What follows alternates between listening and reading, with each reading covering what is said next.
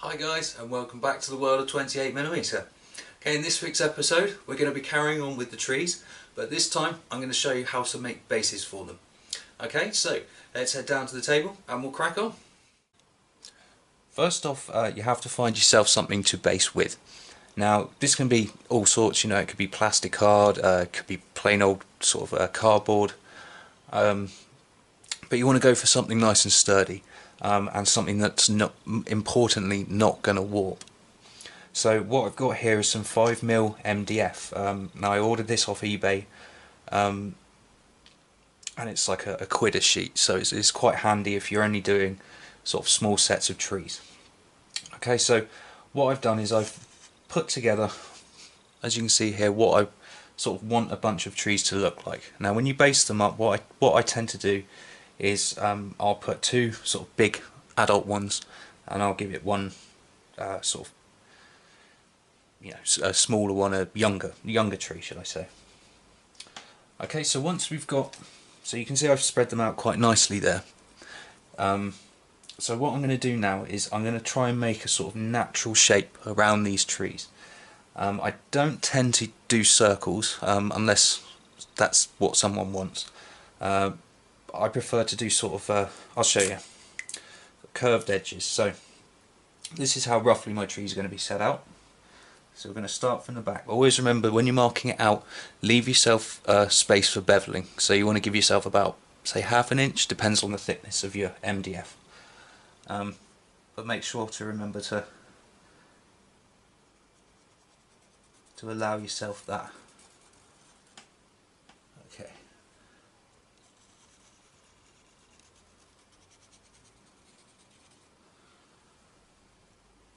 I'm going to do this standing up because I don't really want to move the trees.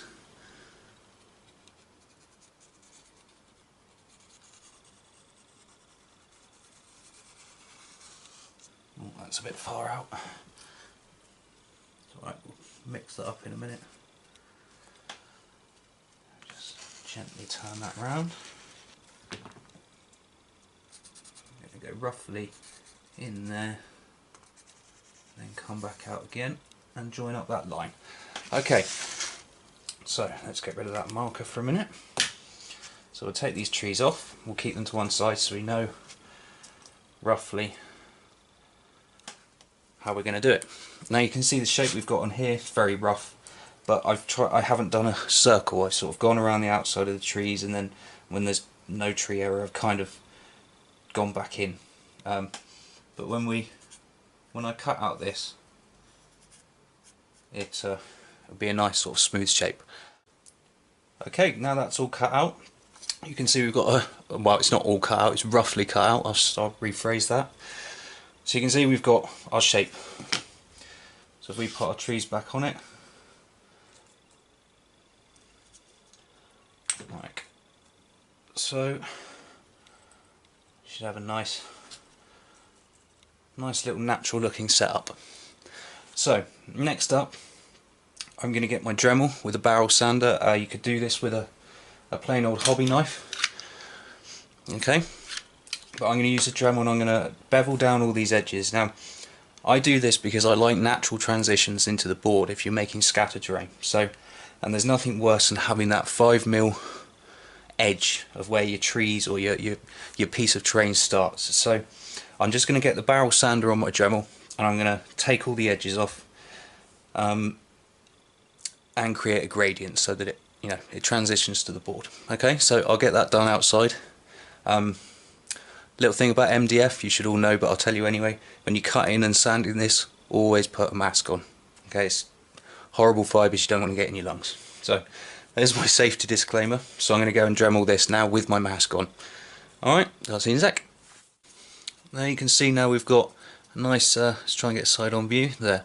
We've got a nice profile so that it sits nice and flat against the table, and also these beveled edges will allow your miniatures to sit on the side without them falling over. So the next part we've got to do is cover it. So, well, actually no, what you need to do before covering it, sorry. What I've done is I've taken the bases off of the trees and I've just stuck them in some an offcut of XPS for the time being. It just put them to one side so they don't go go missing. And then I've super glued the bases of the trees down. Okay, so they're not going anywhere. Now the other way you could do this is mark out the tree bases, and then so you keep the trees as they are, but you leave that bare bit of wood there so you can stick them down after. The only problem with that is you tend to get bits of flock or something that gets stuck underneath and you can't quite get off for some reason, and it's just easier doing it this way. So glue down your tree bases first, and then what we've got to do now is just give this base some texture. So I've got a bit of textured paint here which I've pre-mixed up, and it's just my usual brown that I use. And what we're going to do is we're just going to slap some on here.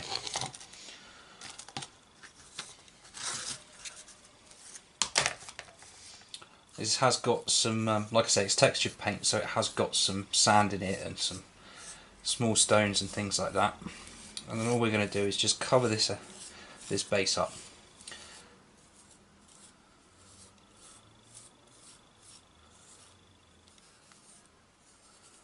I won't do all of it in front of the camera to save on time, but so we've got a nice sort of coverage at the top there. Now all we're going to do, just to even it out a bit of water onto your finger and just run it across. Try not to drag too much because you don't want to drag all these little bits of grit that you've put into the paint. Okay, so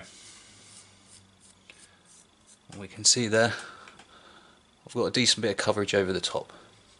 Okay, so I'm going to do the whole base and then I'll come back when it's done. Alright, see you in a sec. So that's all dry now. Our texture paint is all nice and solid, and it's sealed our MDF. Okay, you can see the texture we've got there. So all that's left to do now is just to put some flock on it, really. So I've got some watered down PVA here, and I've got my 3 tones of flock. If you want to see how to do sort of flocking your board or your terrain piece, go and check that out. I'll put a link up in the corner. Okay, but we're just going to take some watered down PVA and brush it over this whole thing.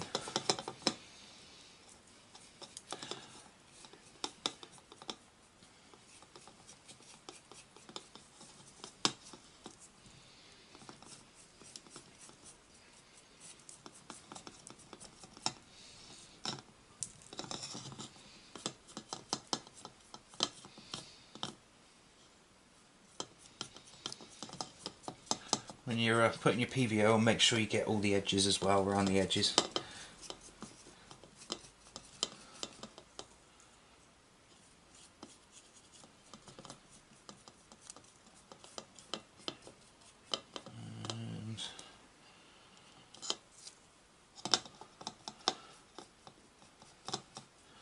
Okay, there we are. Just make sure you get a little ridge around your the bases of the trees as well, just to blend them in.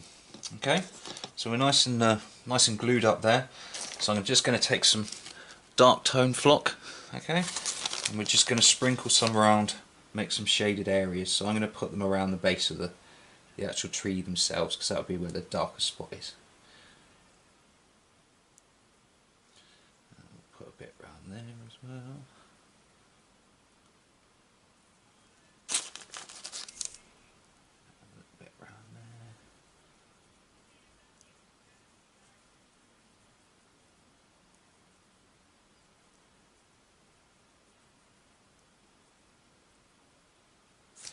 Okay, so that'll do for the dark tone, and then we've got a mid-tone here. Sorry, not a mid-tone, a light tone. So we're just going to very light sprinkle of this stuff, because it's not going to be overly bright underneath those trees.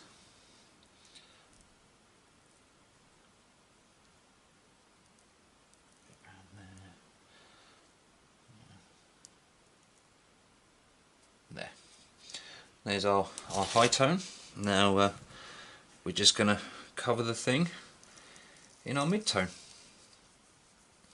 Now you're probably thinking, well, you're doing autumnal trees, Ads, why are you doing it summer green? Well, I'm actually going to repurpose this for a commission that I'm doing. I'm just using the autumnal trees to give you a look of, you know, how it's done when it's all put together. So make sure you get a nice good coverage of your green.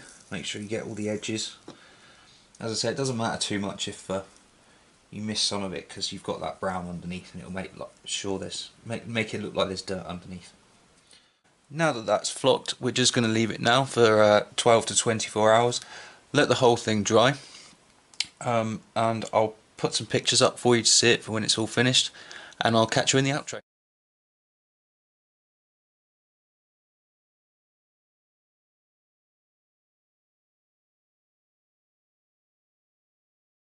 And there you have it, guys. There's this week's episode of making bases for your trees. And there's just one more step to go, and we'll cover that next week, and that will be sealing your trees. Alright, so I hope you enjoyed this episode. Usuals for the video: like if you liked it, share if you think anyone else would like to see it, don't forget to subscribe for the next episode. Okay, have fun, guys.